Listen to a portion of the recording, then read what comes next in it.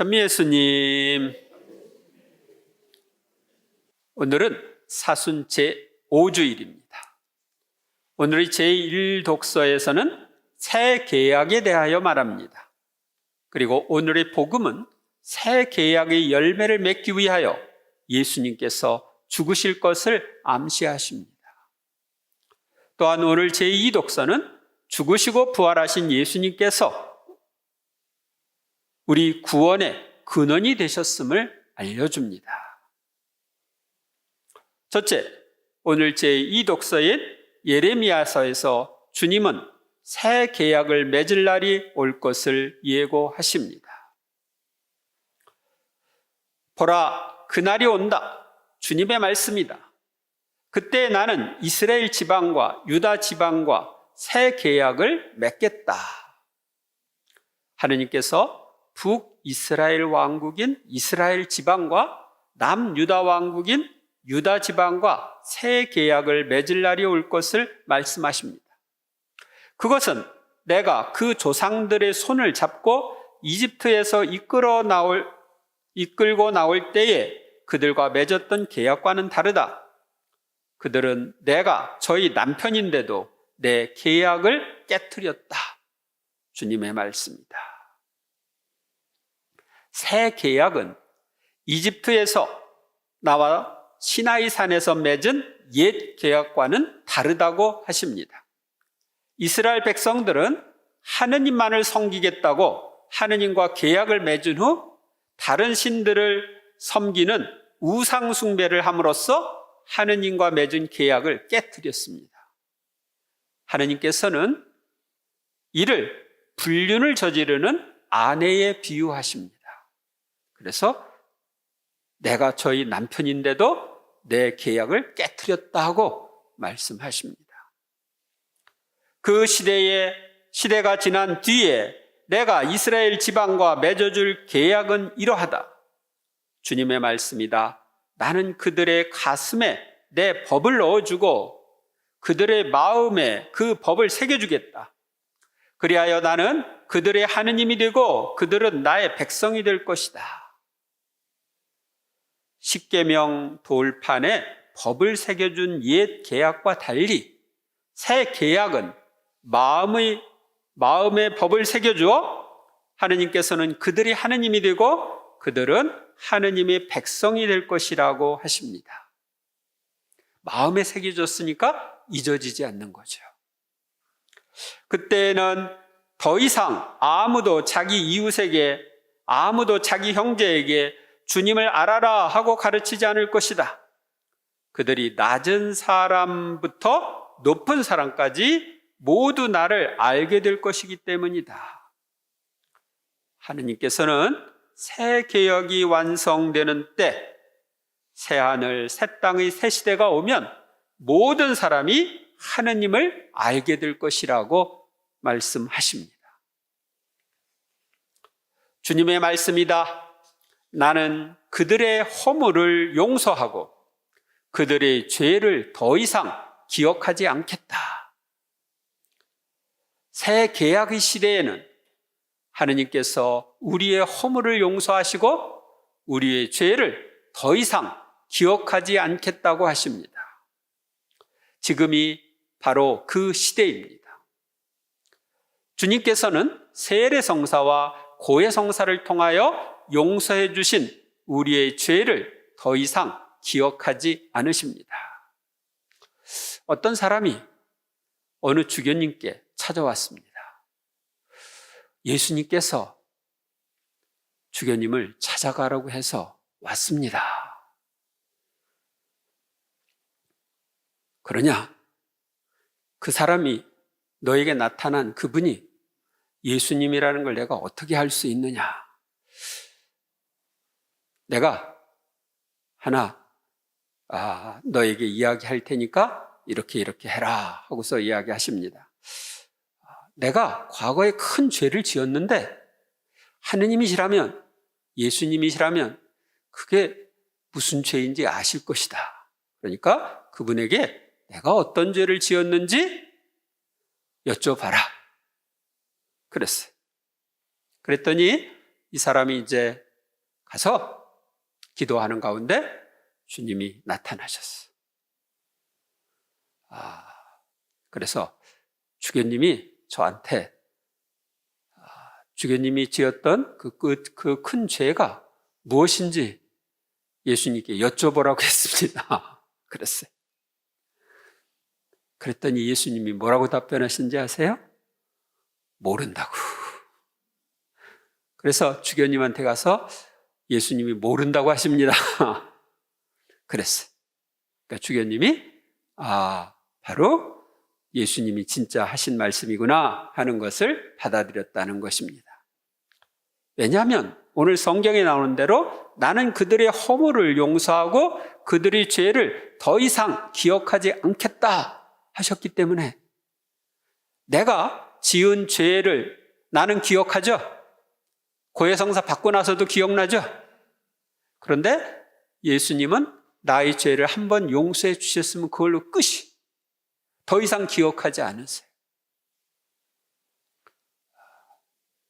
우리가 과거에 지은 죄가 용서를 받았는데도 기억나는 것은 과거에 그 죄로 인해서 갚아야 할 것이 좀 아직 남아있다든지 그 죄로 인해서 상처가 좀 있다든지 그럴 때 기억이 날 수 있습니다.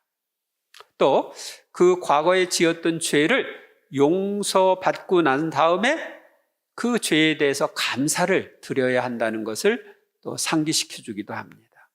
그래서 우리는 과거에 지은 죄가 떠오르면 주님, 그런 큰 죄를 용서해 주셔서 감사합니다. 주님은 찬미 받으소서. 내 죄를 기억하지 않는 주님은 찬미 받으소서. 이렇게 기도해야 합니다. 둘째로 오늘의 요한복음은 새 계약을 맺으러 오신 예수님께서 미랄처럼 죽음으로써 많은 열매를 맺을 것이라고 말합니다. 축제 때 예배를 드리러 올라온 이들 가운데 그리스 사람도 몇 명 있었다. 그들은 갈릴레아의 벳사이다 출신 필립보에게 다가가 선생님, 예수님을 뵙고 싶습니다 하고 청하였다. 여기서 축제라고 하는 것은 이집트 탈출을 기념하는 파스카 축제를 가리킵니다. 이 축제를 지내러 예루살렘에 온 그리스인은 유다교로 개종한 그리스인입니다. 개종했으니까 축제를 지내러 온 거죠. 그런데 그들이 예수님을 뵙고 싶다고 했습니다. 필립보가 안드레아에게 가서 말하고 안드레아와 필립보가 예수님께 가서 말씀드리자 예수님께서 그들에게 대답하셨다. 사람의 아들이 영광스럽게 될 때가 왔다. 안드레아와 필립보가 예수님을 뵙고 싶다는 그리스인들에 대해 예수님께 말씀드리자 예수님께서는 당신이 영광스럽게 될 때가 왔다고 하십니다. 여기서 이 영광스럽게 될 때란 예수님의 순환과 죽음 그리고 부활의 때를 의미합니다. 내가 진실로 진실로 너희에게 말한다. 밀알 하나가 땅에 떨어져 죽지 않으면 한 알 그대로 남고 죽으면 많은 열매를 맺는다. 예수님께서 당신의 죽음을 통해 많은 열매가 맺어질 것을 암시하십니다. 죽어야 열매를 맺는 것은 하느님이 정하신 자연의 법칙입니다. 밀알이나 벼나 콩이나 이런 것들을 땅에 심으면 그것이 썩어야 거기서 싹이 나죠. 그리고 거기에서 하나 심었는데 한 개만 나요? 여러 개의 열매, 수십 배의 열매가 맺어집니다. 우리가 열매를 맺지 못하는 것, 많은 열매를 맺지 못하는 것은 자신을 버리고 희생하는 죽음을 받아들이지 않기 때문입니다.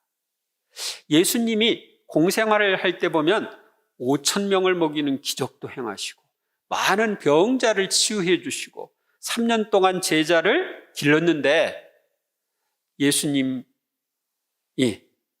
다음 주일날 복음에 나오지만 재판을 받았을 때 예수님을 군중들은 뭐라고 했어요? 십자가에 못 박아 죽이라고 했죠.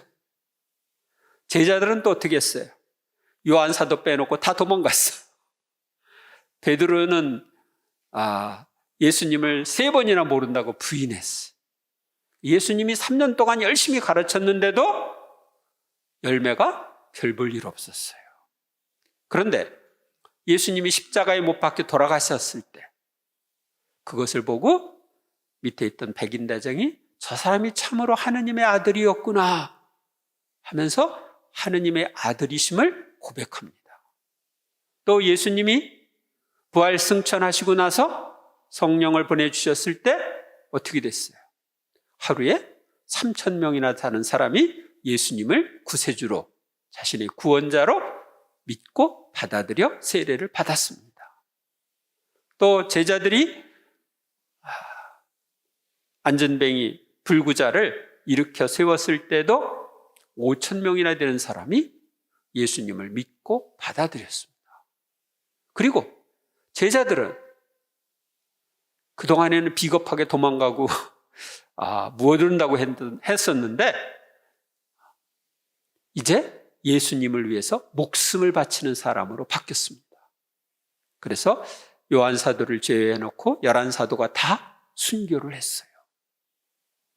그리고 이러한 흐름이 우리나라에까지 왔어요. 우리나라에서도 만여 명의 사람이 예수님을 위해 목숨을 바쳤어요. 그 만여 명의 사람이 목숨을 바쳤기 때문에 지금 500만 명이 넘는 신자가 된 거예요. 씨가 500배로 불어난 것이죠.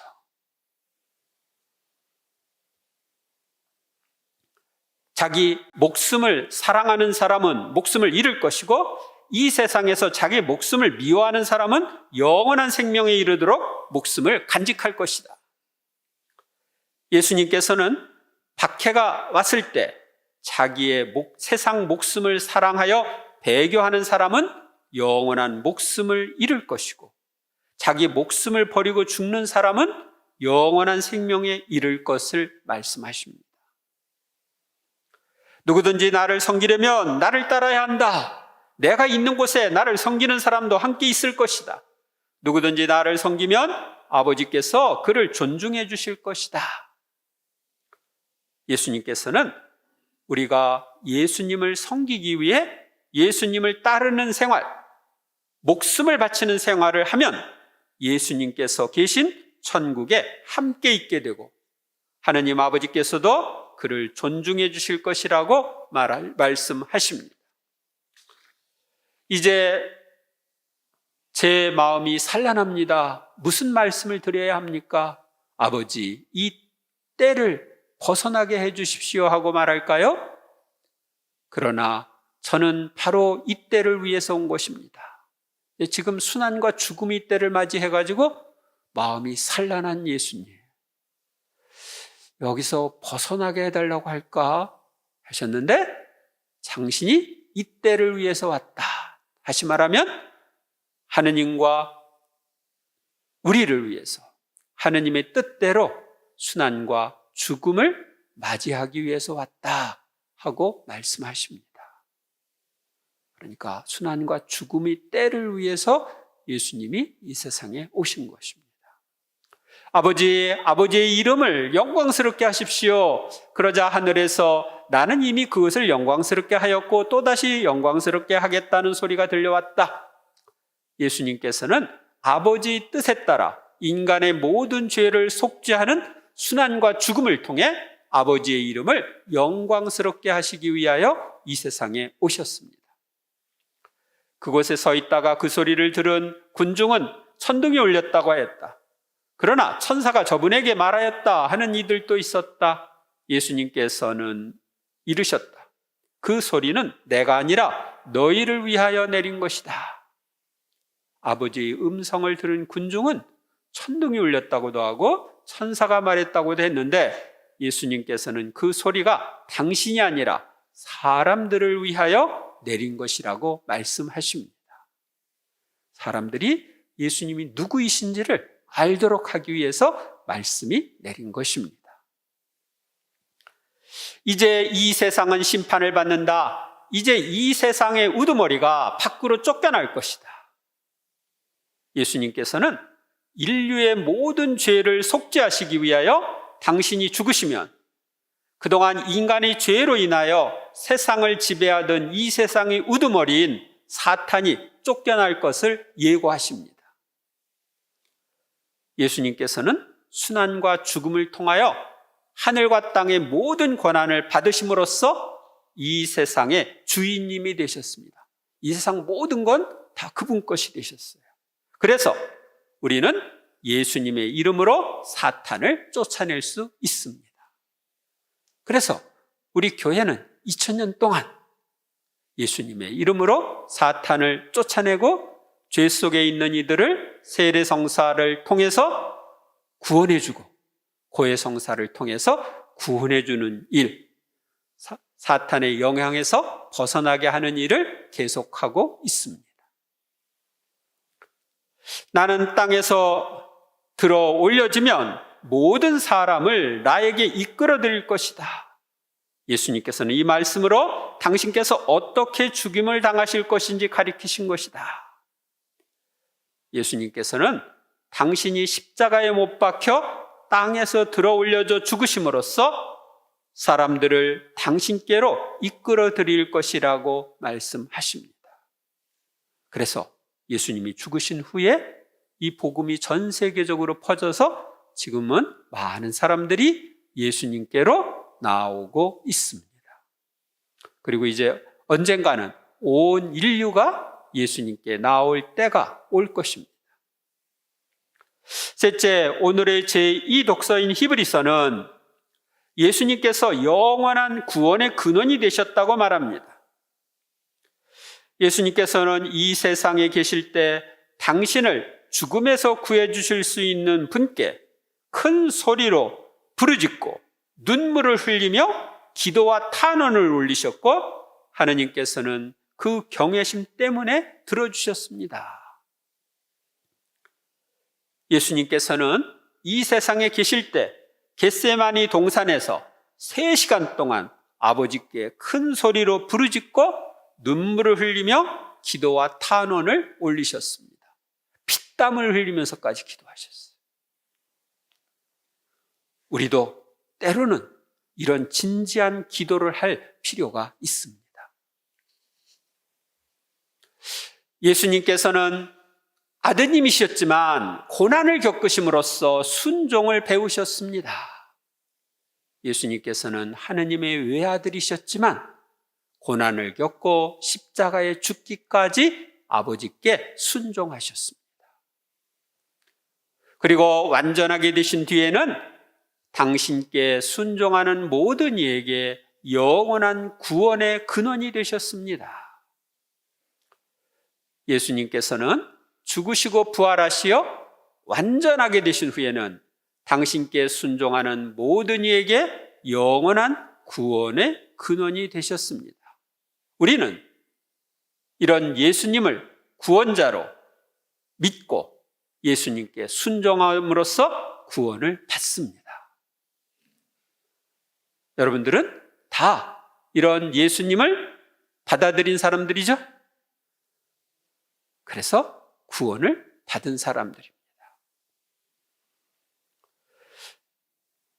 우리는 오늘 제1독서에서 예레미야 예언자를 통하여 말씀하신 새 계약의 백성입니다. 그런데 구약의 이스라엘 백성들처럼 하느님을 섬기겠다고 약속을 한 후 다른 신들을 섬김으로써 하느님과 맺은 계약을 깨트리고 있지는 않은지요. 나의 생활에서 물질이나 돈, 쾌락, 나의 뜻, 이기심, 건강, 가족, 취미, 직업 등이 하느님보다 첫 자리를 차지하는 생활을 하고 있다면 내가 다른 신을 섬김으로써 하느님과 맺은 계약을 깨트리는 것이 됩니다. 하느님을 첫 자리에 놓고 그분을 섬겨야 되는 건데, 하느님보다 다른 게 첫 자리를 차지하면 나는 우상 숭배를 하는 거예요. 우리가 계약을 깨뜨렸다면 오늘의 화답송을 우리의 기도로 바쳐야 하겠습니다. 하느님, 제 마음을 깨끗이 만드소서. 하느님, 당신 자애로 저를 불쌍히 여기소서. 당신의 크신 자비로 저의 죄악을 없애주소서. 제 허물을 말끔히 씻어주시고 제 잘못을 깨끗이 지워주소서.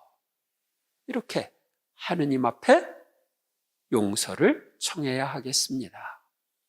이제 부활절이 2주일 앞으로 다가왔습니다. 사순절이 2주일밖에 안 남았습니다. 그동안에 나의 삶을 살펴보시고 잘못한 것들을 회개하면서 모두 고해성사를 받으시기 바랍니다. 이제 미사 전뿐만 아니라 미사 후에도 고해성사를 원하는 사람들을 위해 주도록 하겠습니다. 평일 미사 때도 미사 후에 원하시는 분들은 고해소 앞에 계시면은 성사를 주도록 하겠습니다. 그래서 여러분들이 고해성사를 받고 깨끗한 마음으로 기쁜 부활절을 맞이할 수 있기 바랍니다. 우리는 오늘의 복음에 나오는 예수님처럼 자신을 버리고 죽음으로써 많은 열매를 맺을 수 있다는 것을 믿어야 합니다.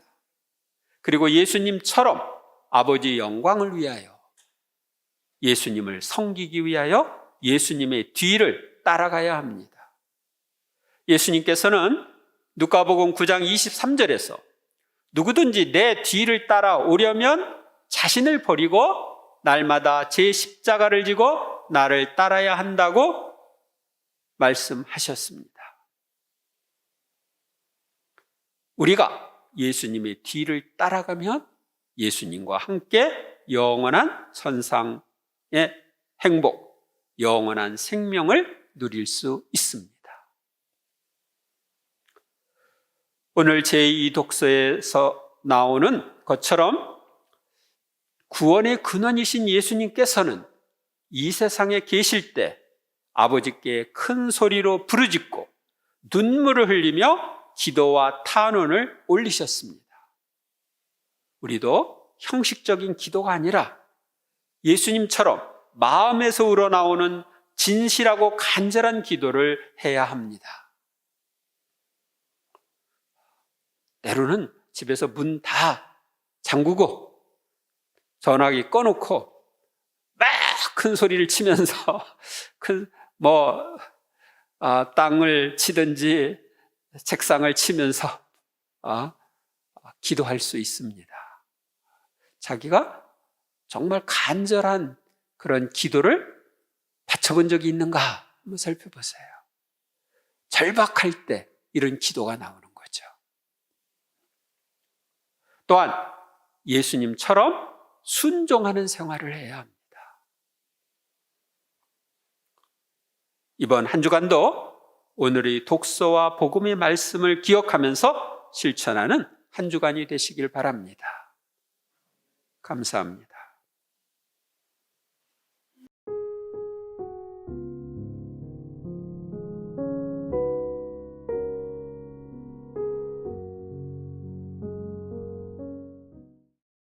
주님의 평화가 항상 여러분과 함께, 또한 사제의 영과 함께. 오늘 복음에서 예수님은 밀알 하나가 땅에 떨어져 썩으면 어떻게 된다고 했어요? 많은 열매를 맺는다고 했죠? 만약 썩지 않으면 하늘 그대로 남아있고 썩으면 많은 열매를 맺는. 그래서 여러분들이 많은 열매 맺으려면 어떻게 돼요? 썩어야 돼요. 그러니까 자기 썩는다는 것은 죽는다는 거고 희생한다는 거죠. 썩어야 많은 열매를 맺습니다. 가정에서도 그렇고 세상에서도 그렇고. 근데 세상 많은 사람들이 썩지는 않고 열매만 따먹으려고 그래. 그러니 열매가 열지나요. 썩어야지 많은 열매를 맺는데. 오늘 평화 인사는 썩읍시다. 평화 인사 나누십시오. 썩읍시다.